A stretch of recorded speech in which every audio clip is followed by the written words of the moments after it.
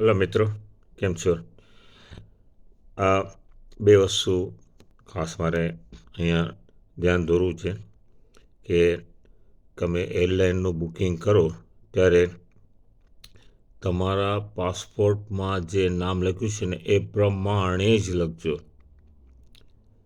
એમાં કોઈ બી spelling mistake કે ભાઈ બહેન લખતા ભૂલી ન જતા એવું કાંઈ પણ હોય તો પણ કહેવાનો મતલબ એ કે પાસપોર્ટ પ્રમાણે તમે તમારી ટિકિટમાં નામ લખાવજો જ્યારે ઓનલાઈન બુકિંગ કરો ત્યારે. આ કે હમણાં અમુક એકબીજાને એવા અનુભવ થયા છે, એરપોર્ટ પર ના પાડી છે, એ લોકોની કેન્સલ કરી. બીજું એક ખાસ કે હમણાં નેચરલ કેલેમિટીઝ એટલે કે વરસાદ યુએઈમાં બધે થયું છે, બીજી જગ્યાએ પ્રોબ્લેમ થયા છે, તો કેન્સલેશન છે એ તમે જ્યારે બુકિંગ કરો ત્યારે ટર્મ્સ એન્ડ કન્ડિશન પ્રોપર વાંચજો કે નેચરલ ડિઝાસ્ટર હોય અને કેન્સલ થશે તો તમને પૈસા પાછા નહીં મળે. સેમ થિંગ તમે ઇન્સ્યોરન્સ ઉતરાવ્યો હોય એમાં બી એ પ્રમાણે એક કન્ડિશન રાખે છે હમણાં એ લોકો.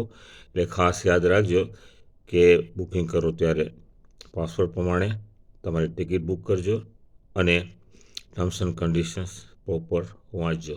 Thank you.